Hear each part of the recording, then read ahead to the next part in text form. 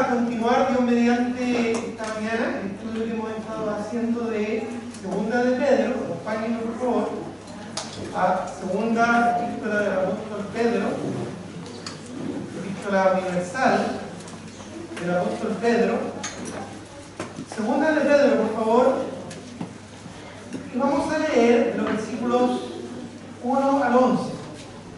Veamos, ya hemos desarrollado gran parte del estudio de esta porción de la Escritura, en Segunda de Pedro, capítulo 1, estableciendo que el apóstol Pedro aquí nos está hablando acerca de la firmeza, de la madurez, de la estabilidad espiritual del creyente. Segunda de Pedro, capítulo 1, versículos 1 en adelante. Y en el versículo 10 establece el punto fuerte de lo que aquí está desarrollando.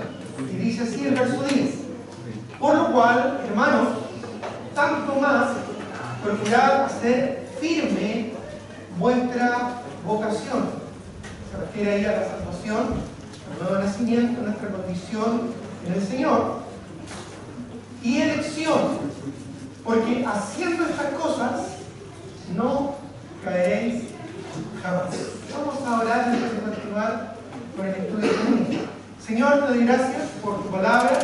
Te agradezco porque tú nos muestras en ella no solo el deseo de mantenernos firmes, estables y constantes en tus caminos, en este nuevo camino que nos has dado, esta vida eterna que nos has prodigado, sino también el cómo hacerlo. No nos dejas a la deriva. Tu palabra es lámpara y luz que ilumina nuestro andar. Ayúdanos a entender, a valorar, a apreciar, pero sobre todas las cosas, a aplicar estos principios a nuestra vida. Te lo pido y te lo ruego, Padre, en el nombre de Jesús. Amén. Comenzamos estableciendo cómo el apóstol Pedro, quien se presenta a sí mismo como Simón, luego Pedro, ¿verdad? Un hombre que oía, que escuchaba la ley de Dios, significa Simón, pero luego un hombre que se transforma en una roca firme y estable que el Señor usó para establecer su iglesia, como una roca, como una piedra, ¿verdad?, fundamental. Obviamente Cristo es la roca esencial y fundamental sobre la cual está sustentada la iglesia, pero Pedro, junto con sus discípulos, sus apóstoles del Señor, fueron el fundamento y fueron los pilares fundamentales de esta nueva iglesia, esta iglesia que el Señor estableció durante su ministerio.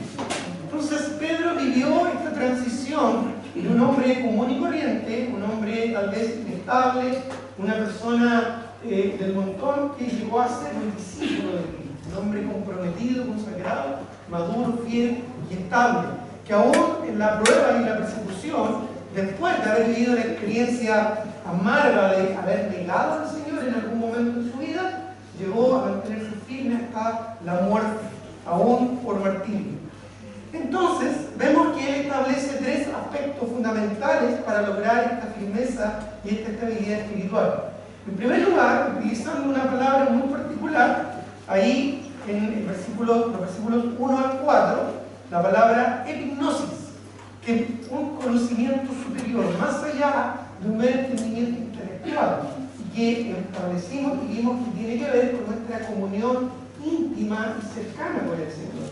Un conocimiento cercano, personal, conocer a Cristo, que es lo que en el Antiguo Testamento implicaba el buscar el rostro del Señor, conocerle en la intimidad, en la profundidad. No podemos llegar a la estabilidad espiritual, a la firmeza y a la madurez en Cristo si no le conocemos. Y no estamos hablando de un mero conocimiento intelectual. Simón, el nombre inicial con el que se presenta el apóstol Pedro, significaba eso, simplemente alguien que oía la ley. Viene de la palabra Shema, que es el mandamiento y la obediencia a la palabra, a la ley. En el Antiguo Testamento viene el nombre de Simón. Pero no es solo oír, eso nos hace religiosos. Podemos oír, podemos saber, podemos conocer acerca de Dios, pero no conocerle a Él de una manera íntima y personal. Eso solamente se logra a través de un nuevo nacimiento, a través de recibir a Cristo en el corazón como único Señor y Salvador personal. Y ahí tenemos la posibilidad de establecer una comunión cercana con Dios a través de Jesucristo, por su muerte, sepultura y resurrección, conforme a las Escrituras, como se nos declara en la palabra, que es el Evangelio. Conociendo, una actitud, una conducta constante, permanente, de conocer el rostro del Señor, de conocer su persona, para de esa manera impregnarnos de su carácter y cumplir el propósito por el cual el Señor nos llamó, que es para ser conformados a la imagen de su Hijo Jesucristo. Eso es lo que el Señor quiere y espera, restaurar en nosotros su imagen a través de nuestro Señor Jesucristo, que es la imagen misma de la sustancia de Dios. Entonces, ¿cómo lo hacemos? Conociéndole íntima y personalmente. Es cuando nosotros cada día, cotidianamente, constante y permanentemente le buscamos a través de su palabra, nos contactamos con Él, estamos ante su trono de gracia a través de la oración. Es cuando nuestro tiempo devocional se hace un hábito no religioso, sino un hábito del deseo, del anhelo y la necesidad que tenemos de tener comunión con Dios. Amén. Por lo tanto, conocemos al Señor de una manera íntima cuando pasamos tiempo de calidad con Él. No es solamente cumplir, no es solamente una lectura fugaz, no es solamente una oración del momento o por necesidad, sino que es aprovechar el tiempo junto a nuestro Señor, pasar tiempo con Él.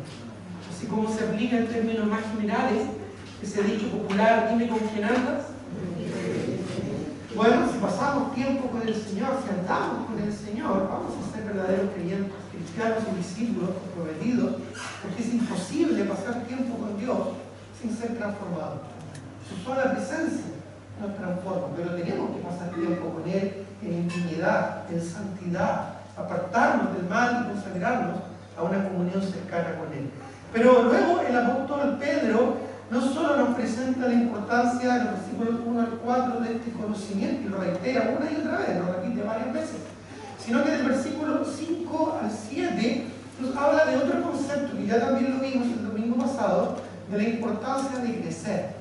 A vuestra fe añadid, y ahí menciona varios aspectos que son fundamentales. 7 cualidades del carácter que tienen que ver con la vida de Cristo en nosotros. A vuestra fe añadid virtud. Y esto tiene que ver con esa fuerza que transforma nuestra vida. Es lo que en el discipulado llamamos el arrepentimiento. Es como cuando llegamos a esta vida como bebés y todo cambia. Pasamos a una nueva vida. Empezamos a descubrir un nuevo mundo que nos rodea.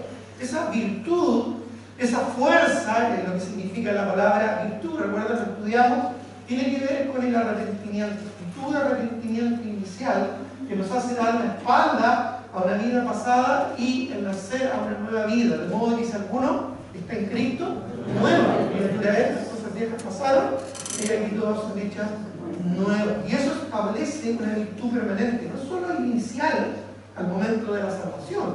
Sabemos que el arrepentimiento en sí no es la salvación, no es el cambio lo que nos salva. Pero es imposible que seamos salvos si no es por medio de un corazón arrepentido. Porque el Señor resiste al soberbio, pero da gracia al humilde. Por lo tanto, el arrepentimiento es fundamental como un momento inicial, pero también como una virtud permanente a través de toda nuestra vida en Cristo. Es decir, tenemos que permanentemente estar con una actitud dispuesta a ser transformados, a ser cambiados, a que nuestra vida cambie. Eso de no, yo soy así, yo estoy bien así, no necesito más, eso no es un creyente que quiere ser firme y maduro en el Señor. Tenemos que ser transformados por la gracia del Señor y por su palabra.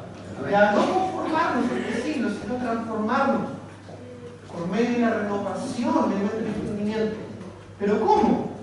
Dice ahí el mismo texto, para que comprobéis cuál sea la buena voluntad de Dios, agradable y perfecta. Y la buena voluntad de Dios la encontramos en su palabra, ahí está esa voluntad, buena, agradable y perfecta. Y eso nos va a transformar en la medida en que estemos dispuestos a comprobarla. Tú compruebas algo cuando lo vives, no cuando solo lo entiendes. Cuando lo pones en la práctica, ahí, ¿verdad?, tu conocimiento se hace real.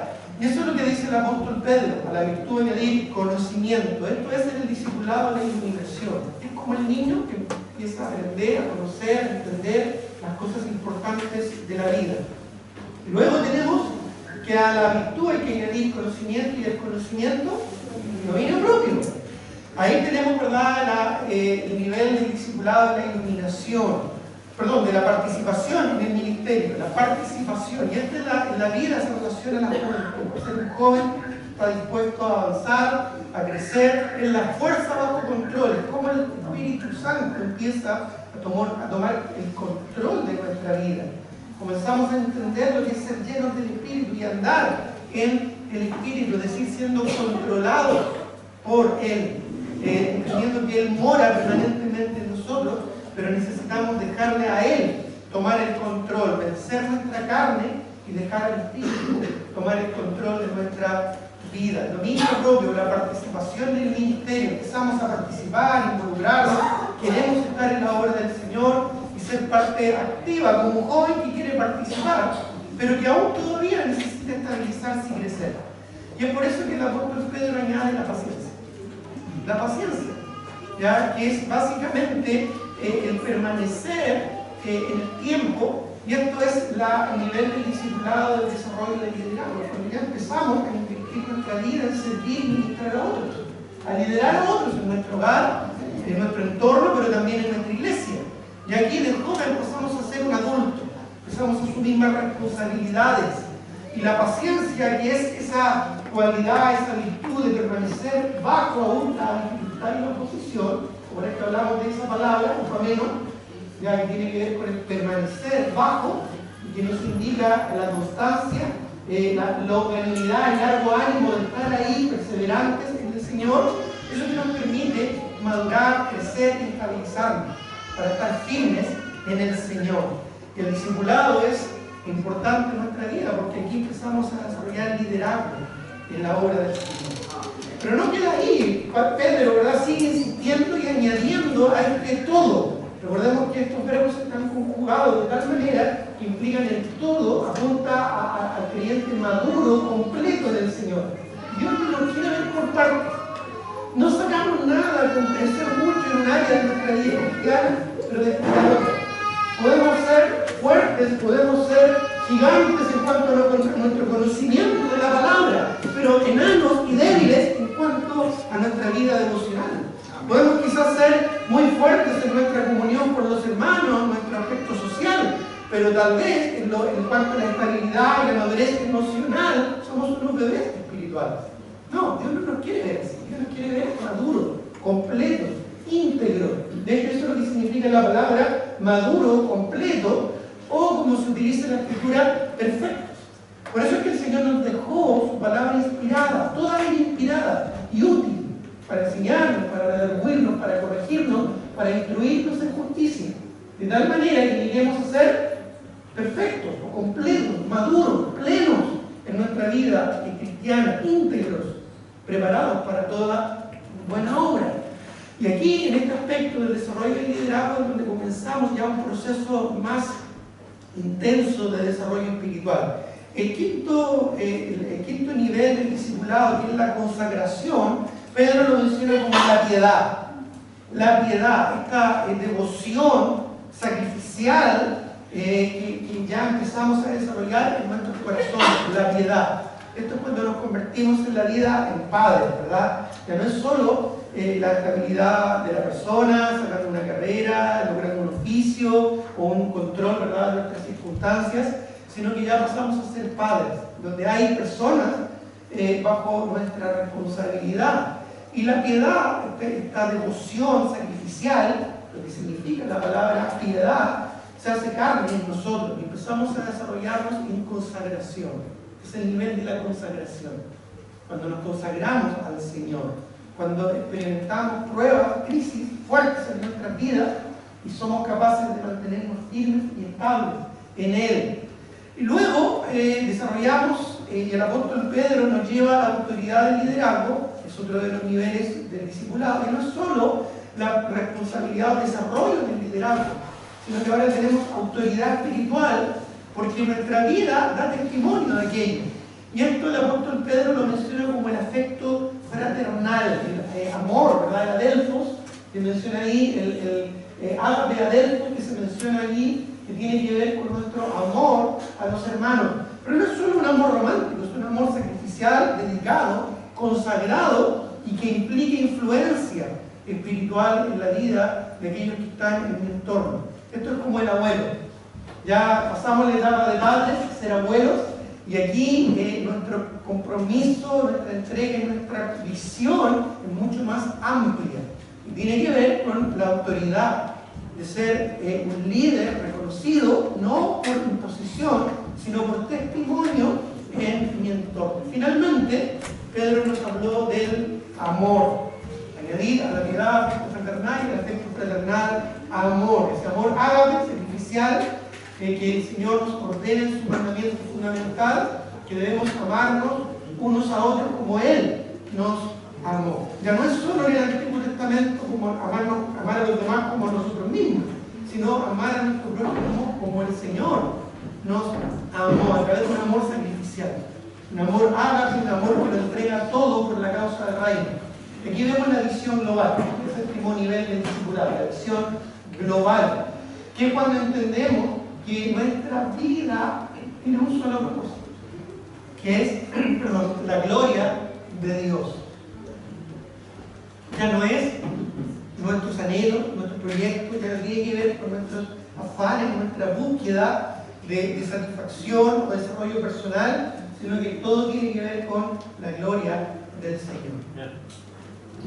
Estos 7 niveles representan un desarrollo natural, o lo que debería ser un desarrollo natural, normal en la vida de un discípulo. No digo solo creyente, porque podemos ser creyentes sin ser discípulos. Ahora, es imposible que seamos discípulos sin ser creyentes.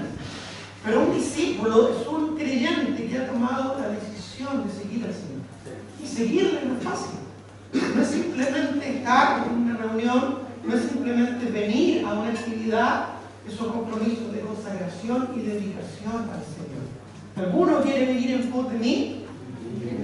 Dice Lucas 14, niéguese a sí mismo, tome su cruz y sígame. Si no, dice ahí mismo en Lucas 14, no puede ser mi discípulo. Si no somos capaces de amar a Dios, aún por sobre nuestras relaciones personales, incluso al punto de decir que si uno no aborrece a padre, madre, hermano, hermana, hijos, hija, más que a mí, no puede ser mi discípulo. Y si no estamos dispuestos a darlo todo y a entregarlo todo, dice también ahí en Lucas 14, no podemos ser discípulos del Señor. 3 veces ahí Lucas menciona de aquellos creyentes que no pueden ser discípulos del Señor si no estamos dispuestos a entregarnos a nosotros mismos, a crucificarnos allí, crucificar nuestra carne para seguir al Señor, si no estamos dispuestos a amar a Dios por sobre todas las cosas y por sobre todo, si no estamos dispuestos a entregarlo todo por el Señor, no podemos ser discípulos. Ninguno aquí poniendo su mano en el arado y hacia atrás es apto para este reino, dice el Señor. Y ahí está hablando de discípulos, maduros, comprometidos, creyentes, que quieren ser conformes a la imagen de Cristo. Entonces Pedro menciona aquí estas 7 virtudes, 7 cualidades: virtud, conocimiento, dominio propio, paciencia, piedad, afecto fraternal y amor. La vida de un creyente debe estar en constante crecimiento. Si tú no estás creciendo, es porque estás estancado. Si estás estancado, cosas importantes van a empezar a morir y vas a perder estabilidad espiritual en tu vida. Cualquier viento te va a tumbar, cualquier prueba te va a tirar al suelo. Eso no quiere el Señor. El Señor quiere que seamos firmes, que no caigamos. Por eso es que en el versículo 10 menciona claramente, porque haciendo estas cosas no caeréis jamás. Y ahí se refiere no simplemente a una fuerza que te mantiene en pie, sino más bien a una estabilidad que te mantiene perseverando en las cosas del Señor. Ahora bien, ya hemos mencionado estos 2 aspectos fundamentales del desarrollo de un creyente maduro: el conocimiento íntimo, cercano, personal, y el crecimiento. El crecimiento que debe ser permanente y constante. Insisto en esto: si no estás creciendo, estás mal. Si tú no estás creciendo, es porque estás en peligro. Si no estás creciendo, es como el agua del río que se estanca. Cosas malas van a empezar a brotar, bacterias, ¿verdad?, van a empezar a crecer, y eso va a afectar tu vida espiritual. Es como subir una puesta en bicicleta: o avanzas o te caes, pero no puedes quedarte estable. No puedes llegar a un momento o un nivel en el cual quedas tranquilo, cómodo, estable, y en ese status quo te mantienes sin avanzar. No, la vida cristiana constante y permanentemente tiene que crecer. Pero no es solo eso. Hay tres cosas que yo te mencioné que Pedro aquí desarrolla. Tres aspectos importantes. ¿Te acuerdas cuál era el primero una vez más? Conocimiento. El segundo, crecimiento. Y el tercero, ¿te acuerdas? Abundancia. Abundar. Como dije, aquí vemos el desarrollo normal, el crecimiento natural de un discípulo que está dispuesto, dócil y diligente para que Dios transforme su vida, pero también vemos en el aspecto que menciona de los versículos 8 al 11 una tercera cualidad que también es importante que tiene que estar en nuestros corazones. Segunda de Pedro, disculpen, capítulo 1. Voy a leer, solo para retomar el contexto, del versículo 1 en adelante. Dice: Simón Pedro, siervo y apóstol de Jesucristo, a los que habéis alcanzado por la justicia de nuestro Dios y Salvador Jesucristo una fe igualmente preciosa que la nuestra, gracia y paz os sean multiplicadas en el conocimiento de Dios y de nuestro Señor Jesucristo. Como todas las cosas que pertenecen a la vida y a la piedad nos han sido dadas por su divino poder, mediante ¿qué?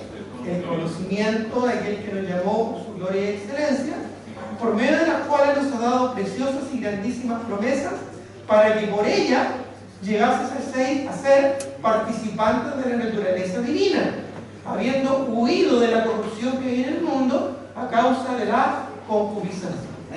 Vosotros también, ahí vimos el conocimiento, poniendo toda diligencia, por esto mismo añadid a vuestra fe virtud, crecimiento, ¿verdad? A la virtud, conocimiento.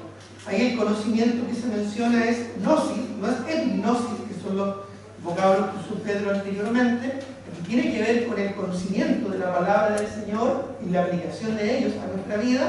Y al conocimiento, dice el versículo 6, dominio propio, al dominio propio paciencia, a la paciencia piedad, a la piedad afecto fraternal, y al afecto fraternal amor. Y hablamos de estas 7 virtudes, las 7 cualidades que nos llevan a la imagen y semejanza de nuestro Señor Jesucristo. Porque si estas cosas, dice el versículo 8, están en vosotros y, ¿qué dice? Abundan. Ahí nos vamos a detener. Vamos a seguir la lectura, pero vamos a volver ahí a esta palabra. Abundan. No os dejarán estar ociosos, ni sin fruto en cuanto al conocimiento de nuestro Señor Jesucristo. Pero el que no tiene estas cosas, las que se han mencionado anteriormente, tiene la vista muy corta.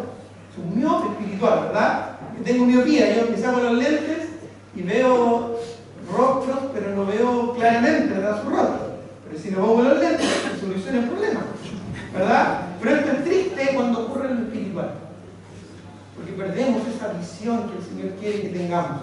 Dice: el que no tiene estas cosas tiene la vista muy corta, es ciego, habiendo olvidado la purificación de sus antiguos pecados. Por lo cual, hermanos, tanto más procurad hacer firme vuestra vocación y elección, porque haciendo estas cosas, lo mismo que menciona el versículo 8, no caeréis jamás. Es más, añade, porque de esta manera, el conocimiento, crecimiento y abundancia, dice, porque de esta manera os será otorgada amplia y generosa entrada del reino eterno de nuestro Señor y Salvador Jesucristo. Por esto, dice el verso 12, yo no dejaré de recordar siempre estas cosas, aunque vosotros las sepáis y estéis confirmados en la verdad presente. Bueno, aquí volvamos al versículo 8, habla de que estas cosas no solo deben estar en nosotros. La comunión con el Señor a través de un conocimiento íntimo, cercano, personal, cotidiano, constante de nuestro Señor, y el crecimiento espiritual en nuestra vida debe ser algo permanente, no solo debe estar en la vida de un creyente. Según lo que dice Pedro, debe abundar. Debemos abundar en estas cosas. Recuerda que Pedro vivió la transición de ser una persona inestable a ser una persona firme, espiritual, de ser una persona muy apasionada por el Señor, Le dijo Cristo, estoy dispuesto a ir a la muerte si fuera necesario, y luego estarlo negando, a ser una persona que estuvo dispuesto a dar su vida por ti. ¿Cómo hizo esa transición? Bueno, a través de lo que él mismo nos presenta acá, porque él conoció, estuvo con el Señor cercano, él creció en su vida, se transformó de un pescador de peces a un pescador de hombres, pero además porque estas cosas empezaron a abundar en su vida, empezó a abundar en el crecimiento espiritual de su vida. No solo se conformó con que estas cosas fueran parte de su vida, sino que las desarrolló, creció en ellas. Y es lo que dice acá en el versículo 8, porque ciertas cosas están en vosotros y abundan. Pleonazo es la palabra griega que utiliza aquí el apóstol Pedro. Pleonazo, algo pleno, algo completo, algo íntegro, algo que está creciendo de manera no sumando, sino multiplicándose a sí mismo de manera exponencial. El concepto de la abundancia es algo que Dios enfatiza en el Antiguo Testamento. En Génesis capítulo 9, por ejemplo, después del diluvio, cuando la tierra fue destruida por el agua, ya el Señor en su gracia salvó a 8 personas en el arca, ¿verdad?, de este personaje llamado Noé. Una vez que ellos salen, ¿verdad?, una vez que ellos son librados de juicio, en Génesis 9, versículo 7, el Señor establece con ellos este concepto que ya lo había establecido antes con Adán, de fructificar, de multiplicarse y llenar la tierra. Y en el versículo 9 dice: he aquí yo establezco mi pacto, dice Génesis 9, perdón, el versículo 7, disculpen, dice: mas vosotros fructificad y multiplicaos, procread abundantemente en la tierra, y reitera la idea, y multiplicaos en ella.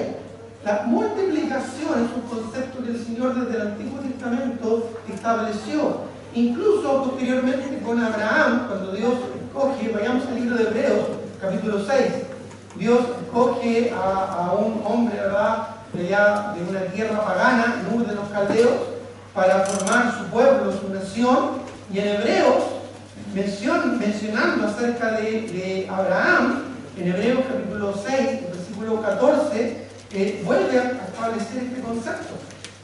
Hebreos 6, 14, diciendo: de cierto, esto es Abraham, le dice, te bendeciré ¿cómo?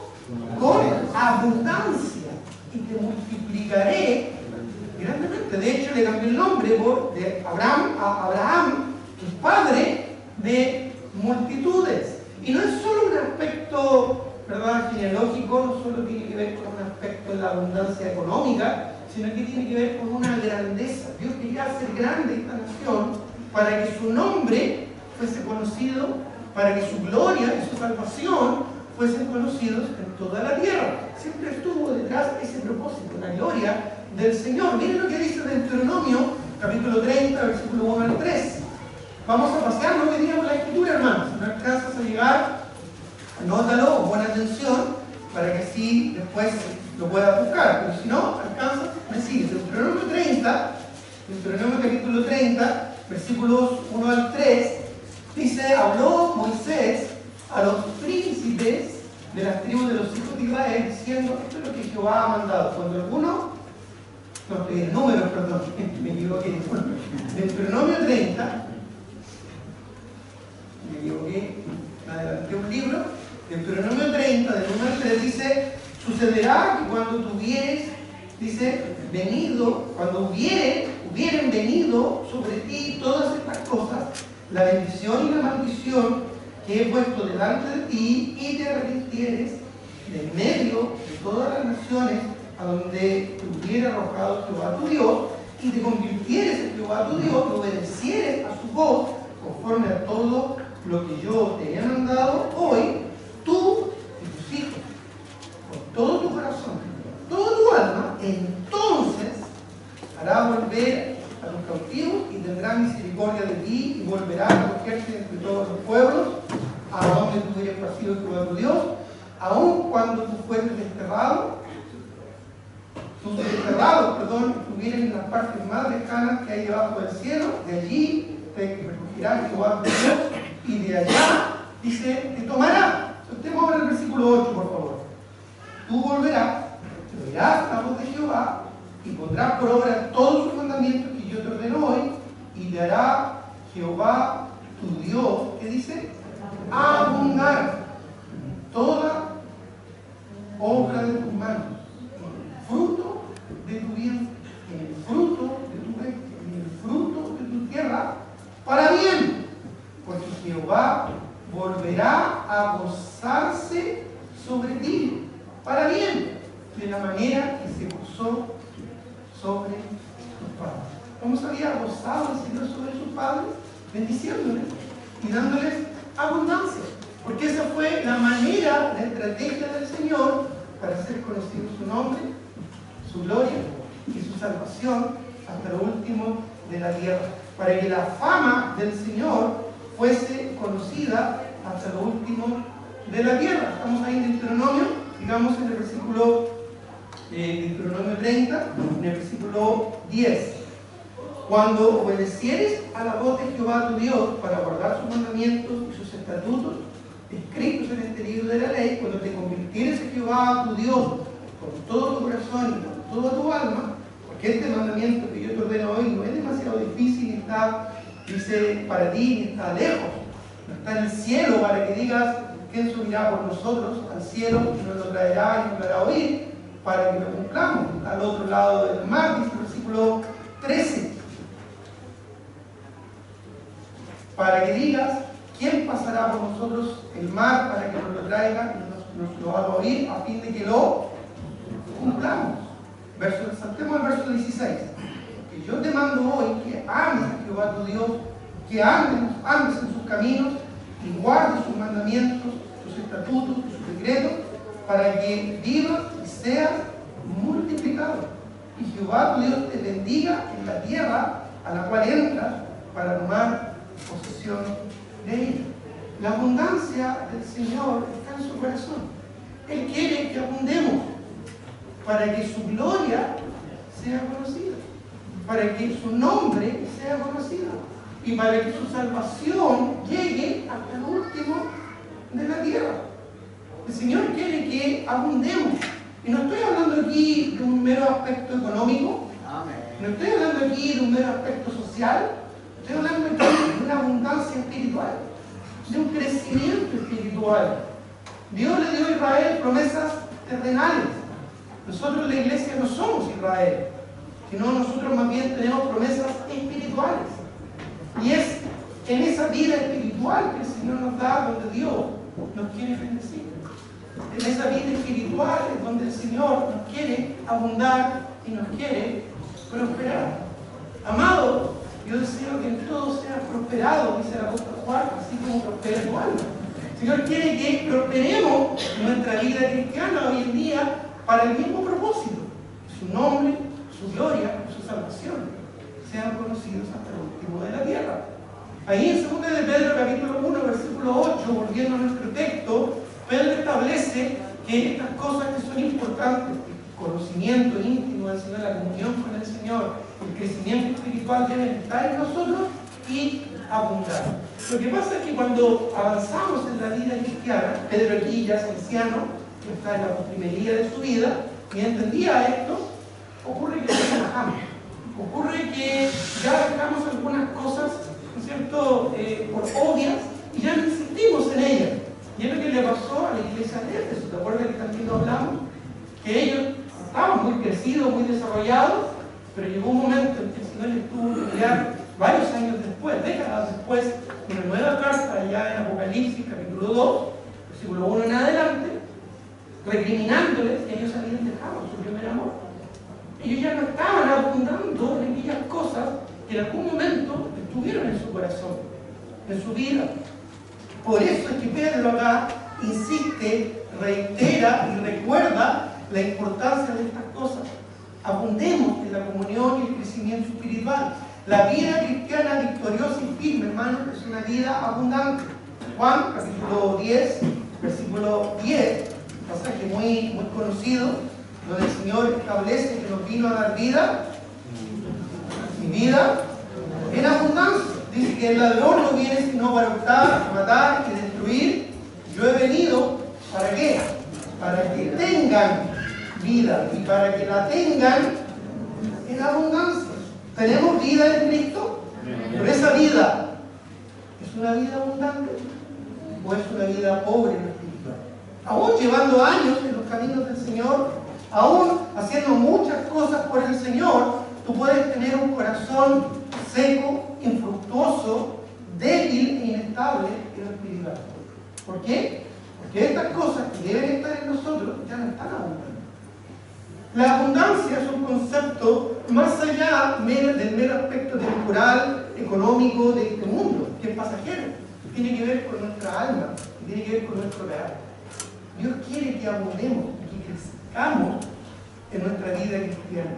Esta palabra pleonazo o abundar literalmente significa hacer o ser aún más grande.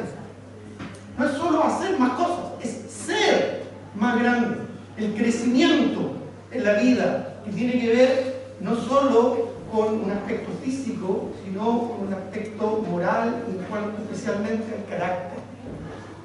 En una oportunidad, uno de los generales de Napoleón se burló de él por su estatura, porque al parecer era chiquitito Napoleón, ¿verdad? Era bajo de estatura en relación al resto. Pero el general Napoleón, ¿verdad?, le mira y le dice: mira, tú eres alto, pero yo soy grande. ¿Cuál es el nombre de ese general que se estaba burlando de él? Nadie lo conoce. Pero si hablamos de Napoleón, muchas personas en la historia le reconocen. Porque él llegó a ser grande, ¿verdad?, en su grandeza militar, en su conocimiento, en su grandeza, ¿verdad?, de fama. La grandeza no es solo el porte, o no es solo la cantidad, sino que también es la calidad o cualidad de nuestra vida. Aumentar, multiplicar, ensanchar, acrecentar, son conceptos que involucran esta palabra. Y en Cristo esto se define muy bien. Una buena descripción de un creyente es justamente la abundancia que tenemos en Cristo. En Cristo somos abundantes. Por ejemplo, y vamos a ver varios pasajes. Romanos 15:13, Romanos capítulo 15, versículo 13, nos habla de que somos abundantes en la esperanza. Romanos capítulo 15, el versículo 13, dice la palabra del Señor: y el Dios de esperanza, miren lo que dice, os lleno, ¿verdad?, de todo gozo y paz en el creer. ¿Para qué? Para que abundéis en esperanza por el poder del Espíritu Santo. El gozo de estar en Cristo y la paz que nos trae la comunión con el Señor a través de Jesucristo es lo que nos da la esperanza gloriosa. Y algún día vamos a estar con el Señor. La esperanza de estar con el Señor, una esperanza que nos trae gozo y que llena y abunda en nuestra alma. En Cristo somos abundantes en la consolación y el gozo. Miren lo que dice 2 Corintios capítulo 1, versículo 5. Y vamos a ver varios pasajes de acá de 2 Corintios, capítulo 1 ahora, el versículo 5, dice aquí la palabra del Señor, 2 Corintios 1:5, porque de la manera que abundan en nosotros las aflicciones de Cristo. ¿Sientes que en tu vida hay abundancia de problemas? ¿Sí? ¿Alguien levanta la mano y dice aquí presente? ¿Problemas? ¿Escuché problemas? ¿Dificultades? ¿Angustias? Sí, es parte de la experiencia cristiana. Cualquiera pues que quisiera vivir piadosamente en Cristo Jesús padecerá persecución. Jesús lo prometió: en el mundo tendréis aflicción. Aunque también declaró: pero confiad, yo recibo el mundo. Los problemas no deberían sorprendernos. Incluso en la palabra encontramos cuando se nos dice: no os sorprendáis del fuego de prueba que os ha sobrevenido. Como si alguna cosa extraña os aconteciese. No es extraño, hermanos, que tengamos problemas y dificultades. Preocúpate, sería extraño, de hecho muchas veces me siento incómodo cuando no hay problemas. Algo pasa o algo va a venir. ¿Ya? Pero dice acá: porque de la manera que abundan en nosotros las aflicciones de Cristo, así, de la misma manera, abunda también por el mismo Cristo. ¿Qué dice? Nuestra consolación. Esa consolación, ¿verdad?, con la que somos consolados. Para que por medio de esa consolación con que somos consolados, podamos también consolar a otros. Y es un gozo, dice aquí, así lo presenta la Escritura. Y miren lo que dice ahí también en 2 Corintios, capítulo 7, versículo 4. 2 Corintios 7, 4. Mucha franqueza tengo con vosotros. Me glorío con respecto de vosotros. Lleno estoy, ¿qué dice? De consolación. Lleno estoy de consolación. Pleno es lo que dice allí. Sobreabundo de gozo en todas nuestras tribulaciones. No es extraño, no es contradictorio. Bueno, no lo es. Es por el hecho de que justamente en la prueba y en la aflicción que nosotros conocemos de manera más cercana e íntima al Señor y su consuelo. Ahí lo conocemos de una manera más cercana y personal, porque somos abundantes en consolación. Su gracia siempre es suficiente. No solo eso, en gratitud somos abundantes. 2 Corintios 4:15, busquémoslo. Vamos en 2 Corintios, capítulo 4 ahora, el versículo 15, que dice: porque todas estas cosas padecemos por amor a vosotros. ¿Para qué? Para que abundando la gracia por medio de muchos, la acción de gracias sobreabunde para gloria de Dios. La gratitud sobreabunda, hermano. Cuando el consuelo, cuando la paz, cuando la gracia del Señor llegan a nuestra vida. De aquí en este contexto nos habla también de la generosidad. Miren lo que dice 2 Corintios capítulo 8, versículo 2. En el contexto de una ofrenda especial que los creyentes están reuniendo ahí en Macedonia para suplir la necesidad de otros creyentes que están en Judea, hablando de esta ofrenda, miren lo que dice en 2 Corintios capítulo 8. 2 Corintios capítulo 8, versículo 2. Dice que en grande prueba de tribulación, esto se refiere a las iglesias de Macedonia, en grande prueba de tribulación, la abundancia de su gozo, dice, y su profunda pobreza abundaron en riquezas de su generosidad. En riquezas de su generosidad. Y mira ahora, por favor, acompáñame a Lucas, el mismo pasaje ahí, versículo 7, dice: por tanto, como en todo abundáis en fe, en palabra, en ciencia, en toda solicitud, y en vuestro amor para con nosotros, abundad también en estas gracias. Se refiere a la generosidad producida por la gratitud de lo que el Señor nos ha dado. Pablo, aquí usando el ejemplo de las iglesias de Macedonia, está animando a las iglesias de Acaya y a las iglesias de allá de Corinto a ser generosos, porque de esa manera abunda la acción de gracias para la gloria del Señor y abunda la gratitud y la gracia del Señor. Dios siempre quiere abundar, siempre quiere abundar. Incluso en Lucas 6:38, no lo busquen, cuando el Señor dice: más bienaventurado es dar que recibir. Luego añade: medida buena, apretada, remecida y reposando darán en vuestras manos. Por la medida que medís, os volverán a medir. Qué importante cuando tenemos un corazón generoso y dadivoso para la obra del Señor, en gratitud a lo que el Señor nos ha dado. Porque el Señor nos ha dado y aún nos ha abundado. La gracia del Señor es evidente. Miren lo que dice 2 Corintios capítulo 9, 2 Corintios capítulo 9, el versículo 8. Y poderoso Dios para hacer que abunde en vosotros toda gracia. Sigue hablando aquí de la ofrenda, de la actitud generosa. A fin de que, teniendo, no de vez en cuando, sino que teniendo siempre en todas las cosas lo suficiente, abundéis para toda buena obra. ¿Tenemos siempre en todas las cosas lo suficiente? ¿Sí o no? Esta es la gracia del Señor. Siempre tenemos lo suficiente. Quizás no siempre vamos a tener lo que queramos, pero siempre tenemos lo suficiente. ¿Sabes por qué? Porque esta es la manifestación de la gracia del Señor.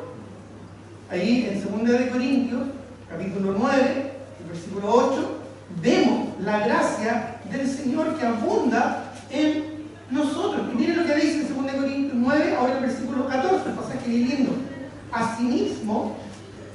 1 Corintios 9. No, no es así. Ah, sí, 9:14. ¿Lo tienen? Dice, asimismo, en la oración de ellos, para vosotros, ¿verdad? Se refiere a la oración de los que reciben esta ofrenda, para con los que están dando la ofrenda. Dice, a quienes aman, a ustedes les dice, a causa de qué? De la superabundante gracia de Dios en vosotros. La superabundante gracia de Dios en nosotros. El hecho de que ellos habían podido dar generosamente para la obra del Señor, el Señor aquí lo menciona como la superabundante gracia de Dios. Dice el versículo 15, gracias a Dios por su don inefable. Superabundante, entonces exceder, sobrepasar, esa palabra es distinta a pleonazo, es otra palabra que dice aquí el apóstol Pablo. Literalmente significa lanzar más allá de la marca. Era una palabra deportiva que se utilizaba cuando se rompía un récord. Cuando se rompía un récord se usaba esta palabra, superabundante. Y esta palabra significaba ir más allá. Eso es lo que hace el Señor. ¿Has sentido alguna vez que Dios te ha bendecido más allá de lo que mereces? Todo el rato, ¿verdad? Todo el rato sentimos eso. Bueno, es por la superabundante gracia de Dios en nuestra vida. No siempre lo que vamos a desear, pero siempre lo que vamos a necesitar. Dios quiere que entendamos la importancia de abundar porque Él es abundante. Ese es el punto. Él es abundante en nosotros. Ya lo hablamos, en su esperanza, en su consolación, en su gratitud, en su generosidad, en toda gracia, en las riquezas de su gloria. Miren lo que dice Efesios 1, 7 al 8. Efesios capítulo 1, versículo 7. En quien tenemos redención por su sangre, el perdón de pecados, según las riquezas de su gracia. Pero no solo eso, dice que hizo sobreabundar, ir más allá, rompió el récord el Señor, sobreabundar para con nosotros en toda sabiduría e inteligencia. El Señor está siempre, ¿verdad?, ahí abundando, porque su naturaleza es abundante, lo llena todo. Allí mismo en Efesios capítulo 2, el versículo 7, dice, para mostrar en los siglos venideros que las abundantes riquezas de su gracia, ¿cómo? En su bondad para con nosotros en Cristo. ¿Es bueno el Señor contigo? Es bueno con nosotros. Es muy bueno. A pesar de las dificultades, a pesar de las enfermedades, a pesar de los problemas, ha sido bueno el Señor este año. ¿Sabes por qué? Porque Él es sobreabundante en nosotros. Él siempre abunda en nosotros. Por eso es que Él nos exige a nosotros abundar, crecer, no quedarnos estancados. Incluso el poder de Dios abunda en nuestra vida. Efesios, ahí mismo, capítulo 3, el versículo 20, dice, y aquel que es poderoso para hacer todas las cosas, ¿cómo? Mucho más abundantemente de lo que pedimos o entendemos, según el poder que actúa en nosotros. Hay cosas que ni siquiera vamos a entender de la magnificencia del poder de Dios. Y no tenemos que entenderlo. Solo podemos disfrutarla, porque su poder se ha hecho manifiesto en nuestra vida una y otra vez. Una y otra vez. La provisión del Señor en solo ese aspecto. Miren lo que dice 1 Timoteo capítulo 6. 1 Timoteo capítulo 6, versículo 17. 1 Timoteo 6, 17. Y si te aburre buscar tantos versículos, es porque quizás no le das importancia a sobreabundar en la palabra. Es rico poder buscar versículos y pasearse en la escritura y descubrir una y otra vez en múltiples partes, hermano, la superabundante gracia de Dios. Dios te ha dado un tesoro de riqueza. Si tuviéramos en nuestras manos un cofre lleno de oro, ¿qué estaríamos? Llenándonos las manos de oro y contando una y otra vez hasta el cansancio. Pero el Señor nos dejó. Disfruta la palabra del Señor. 1 Timoteo capítulo 6, versículo 17, a los ricos de este siglo, manda que no sean altivos ni pongan la esperanza en las riquezas, las cuales son inciertas, sino en el Dios vivo que nos da todas las cosas. ¿Cómo? ¿Cómo te da las cosas al Señor? En abundancia, para que las disfrutemos. Paseémonos, hermanos, por la Escritura. Hay riqueza, hay tesoros invaluables en ella, y el Señor es el que nos provee. Lo ya en el Antiguo Testamento, Malaquías 3:10, cuando nos desafía, ¿verdad?, a darle al Señor lo que le corresponde. Si no, os abriré las ventanas de los cielos. Os abriré las ventanas de los cielos y derramaré sobre vosotros. ¿Qué dice? Derramaré sobre vosotros bendiciones hasta que sobreabunde. Hasta que sobreabunde. No solo está hablando ahí de dinero o plata, está hablando de las bendiciones del Señor. Y las bendiciones del Señor son múltiples, como la multiforme sabiduría de Dios. Y no solo eso, Santiago capítulo 1, versículo 5, Santiago capítulo 1, versículo 5, hermanos, nos dice que incluso hay cosas que no entendemos o no sabemos, o nos falta discernimiento para saber cómo decidir. Miren lo que nos dice Santiago capítulo 1, versículo 5. Si alguno de vosotros tiene falta de sabiduría, pídala a Dios, el cual da a todos caprichosamente. ¿Qué dice? Medidamente. No, abundantemente. Y sin reproche. Ya no estoy pidiendo sabiduría. Mira, te dije que no hicieras eso, ya estás pidiendo. No, sin reproche. Mira que y le será dada. Le será dada. Hermano, abundemos en las cosas del Señor porque tenemos un Dios abundante.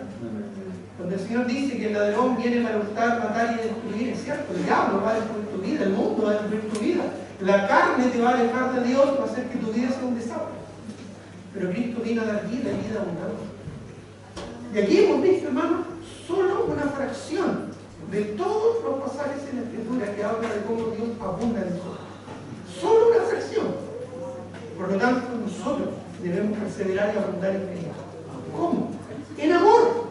Miren lo que dice Filipenses 1:9, por favor.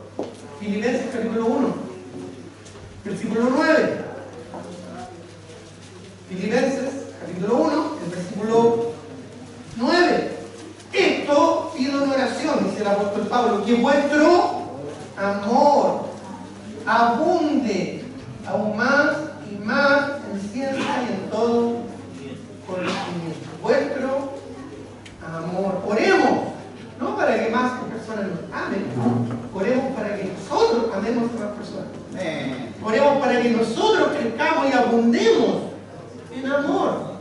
En un amor comprometido, en un amor sacrificial, en un amor dispuesto, en un amor genuino.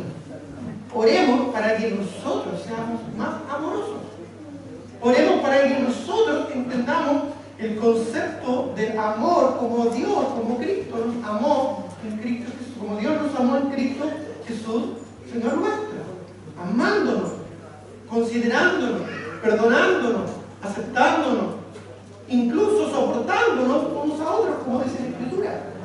Crecer en amor, el amor de Dios manifestado, en que siendo aún pecadores, Cristo murió por nosotros, dispuestos a un sacrificio, a un dolor personal, en virtud de estimar a los demás como superiores a nosotros mismos, como dice Pablo en los Filipenses. En fruto espiritual, ¿está dando fruto? ¿O es simplemente un árbol que ya dio fruto? ¿Te consideras a ti mismo un árbol cosechado o un árbol que está en constante crecimiento? Filipenses capítulo 4, versículo 17. Muchos creyentes que llevan años en el Señor solo se conforman con la gloria pasada, porque algún día dieron mucho fruto. Pero ese no es el plan de Dios. Dios quiere que sigamos dando fruto. Filipenses 4, 17 dice: no es que busque dádivas, sino que busco fruto que abunde en vuestra cuenta, que se multiplique, que crezca. Debemos dar cada día más fruto para la gloria del Señor. Juan capítulo 15, versículo 8, nos habla de este concepto. Juan capítulo 15, hablándonos sobre el perseverar en Cristo, o el hacer tu palabra, En el versículo 8 establece: en esto es glorificado mi Padre, en que llevéis mucho fruto y seáis así mis discípulos. ¿Cómo quiere que seamos discípulos del Señor? De Él, dando mucho fruto. Y de hecho en el desarrollo del capítulo habla de dar fruto, habla de ser limpiados. ¿Para qué? Para dar más fruto. Y habla de mantenernos en comunión y en obediencia a Él y a su palabra. ¿Para qué? Para que demos mucho fruto. Incluso habla luego de que este fruto permanezca. Un fruto que permanece, como el árbol que está plantado junto a corrientes de agua, que da su fruto a su tiempo y su hoja no cae. ¿Estás dando fruto para la gloria de Dios? ¿Tu vida está glorificando al Señor a través de crecimiento, madurez y desarrollo espiritual en tu vida? ¿O crees que llegaste a un nivel donde ya no necesitas conocer más, ya no necesitas saber más, ya no necesitas crecer más? Te tengo malas noticias. No solo tenemos que seguir creciendo, tenemos que abundar en estas cosas. Tu vida cada día tiene que estar más llena. ¿Por qué? Porque Dios quiere llenarla. Y porque Dios es abundante. En amor, en fruto, en buenas obras. Miren lo que dice Hechos 9:36. Hechos 9:36, un lindo ejemplo. En Hechos capítulo 9, en versículo 36. Hechos capítulo 9, en versículo 36. ¿Conoces a la hermana Dorcas? Sí. En algunas iglesias, no en las nuestras, pero hay ministerio, ¿verdad?, de Dorcas. ¿Ya? ¿Por qué es tan conocida esta mujer? Bueno, porque tiene un lindo testimonio. Sí. Dice: había entonces en Jope una discípula llamada Tabita, que traducido quiere decir Dorcas. Esta abundaba en buenas obras y en limosnas que hacía. Abundaba. Amén. Abundaba, dice, en buenas obras y en limosnas que hacía. Era una discípula, así la menciona. ¿Somos discípulos del Señor? ¿Abundamos en estas cosas? Abundar, ¿qué significa eso? Crecer, sobrepasar, incrementar. Si sabes y conoces de la palabra, debemos seguir creciendo y abundar en ello. Si la practicamos, debemos seguir practicándola y sobreabundar, romper nuestras marcas, así como Cristo y como Dios rompe sus marcas para bendecirnos. La superabundante grandeza, misericordia y gracia del Señor. Así lo menciona el Señor en su palabra, ya lo vimos. La gratitud, somos agradecidos con el Señor. Colosenses 2:7. Colosenses capítulo 2, versículo 7. Colosenses capítulo 2, versículo 7 dice la palabra de Dios: arraigados y sobreedificados en Él y confirmados en la fe, así como habéis sido enseñados, abundando en acciones de gracia. Todas son palabras bien grandilocuentes, porque la vida cristiana es grandilocuente. Se expresa a través de términos grandes, porque el Señor quiere que nosotros abundemos en todas las cosas, incluso en gratitud. Agradecemos al Señor, agradecemos a Dios. Realmente nuestro corazón está lleno y sobreabunda de gratitud en el Señor. Y no es así porque no estamos conociéndole y estamos creciendo como deberíamos. Porque estas cosas producen en nosotros abundancia. Porque recuerda, Dios es abundante. Cuando Dios llega a nuestra vida, literalmente sobreabunda. O para hacer una palabra, ¿verdad?, más coloquial, chorrea. Porque Dios es grande. Dios es muy grande. Y Él, en su gracia, nos llena de su amor. En Colosenses 3:16, estamos ahí mismo, se las hice fácil para que no buscaran tanto. Cosas, dice Colosenses 3:16, perdón, dice la palabra de Cristo. ¿Qué dice? More. More, pero ¿cómo debe morar? En abundancia, dice. En abundancia en vosotros, enseñando y exhortando unos a otros en toda sabiduría, cantando con gracia en vuestros corazones al Señor con salmos e himnos y cánticos espirituales. Solo una reflexión breve en cuanto a este pasaje, que es muy interesante. La palabra de Cristo, ¿qué es la palabra de Cristo? Lo que tenemos en la Biblia, ¿verdad? More, habite que permanezcan, eso es lo que dice, lo que significa la palabra morar, establecerse en abundancia en nosotros. ¿Cómo mora la palabra en abundancia en nosotros? ¿Cómo la hacemos morar en nosotros? Leyéndola primeramente todos los días. De otra manera hacemos morar la palabra de Dios en nosotros. Nosotros leyéndola todos los días, meditándola, haciéndola reflexionar, como dice Josué 1:8, día y noche, ¿verdad? Meditándola en nuestra mente, reflexionando en ella todo el día. De otra manera, memorizándola, guardándola en el corazón, ¿verdad? Guardando en el corazón la palabra de Dios para no pecar contra el Señor y para ser llenos de su palabra. La estamos memorizando, estamos meditando a cada instante de nuestro día en la palabra, estamos leyéndola cada día, estamos poniéndola en práctica. De esa manera se atesora y se comprueba la buena voluntad de Dios sagrada y perfecta. Está morando en nosotros no solo un conocimiento intelectual, no solo un entendimiento mental, es asimilar la palabra, llenarnos de ella, es alimentarnos de la palabra del Señor y llegar a estar, coloquialmente, ¿verdad?, rechonchitos con la palabra del Señor, llenitos, satisfechos con la palabra de Dios en nuestra alma. La palabra de Cristo more en abundancia en vosotros. Y me llama la atención lo que luego les dice Pablo a los colosenses, cuando les añade, ¿verdad?, el versículo 16, enseñándoos y exhortándoos unos a otros. En aquellos días, hermanos, no tenían esto. Amén. No tenían esto. Se estaba desarrollando el Nuevo Testamento. Se estaba escribiendo bajo inspiración, bajo revelación de Dios, el Nuevo Testamento, que luego concluyó en el libro de Apocalipsis, el canon bíblico completo. Pero no tenían este libro. No existía la imprenta, no tenían la accesibilidad como nosotros hoy en día tenemos de tener Antiguo y Nuevo Testamento en un solo tomo, es decir, la Biblia a nuestra disposición. ¿Qué tenían ellos? Bueno, tenían las enseñanzas de los apóstoles, tenían, ¿verdad?, las revelaciones que hasta ese momento, como esta epístola a los colosenses que Pablo les está escribiendo. Entonces ellos las copiaban, las guardaban, pero no andaban, ¿no es cierto?, con un Nuevo Testamento de bolsillo, no andaban con todos los rollos, ¿verdad?, del apóstol Pablo para comparar escritura como lo hemos hecho ahora, el privilegio que tenemos hoy en día. Entonces, ¿qué tenían que hacer? Tenían que memorizarla, tenían que aprendérsela, tenían que conocerla a profundidad. Si yo te pregunto hoy día un dato específico y técnico de tu trabajo, del cual dependen muchas cosas, probablemente me lo vas a dar hasta con lujo de detalle. Un PowerPoint me podrías presentar de tus aspectos laborales.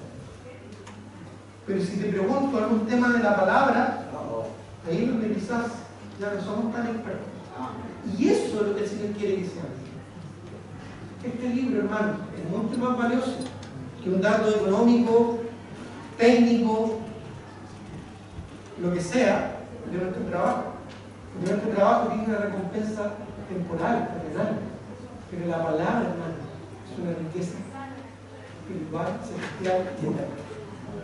Mora en abundancia la palabra en tu corazón, permaneciendo en una actitud de obediencia constante y creciente de la palabra del Señor.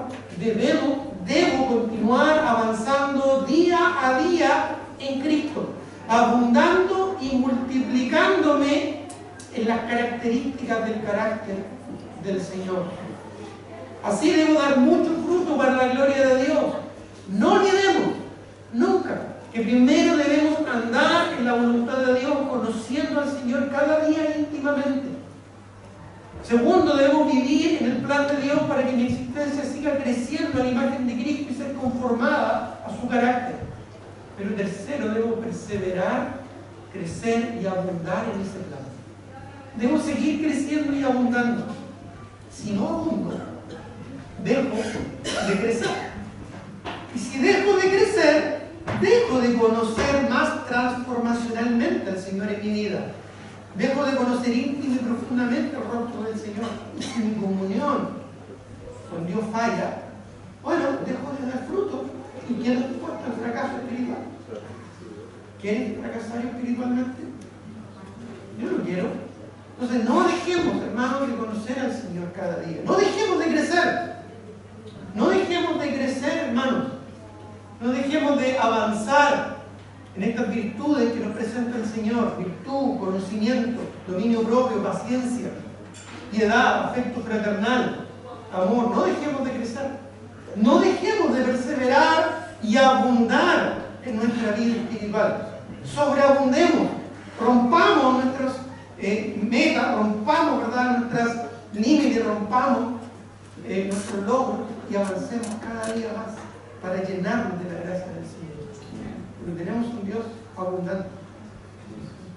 Y de esa manera, conociendo, creciendo y abundando, no caeremos jamás. Estaremos firmes en eso. Tengamos un momento de oración.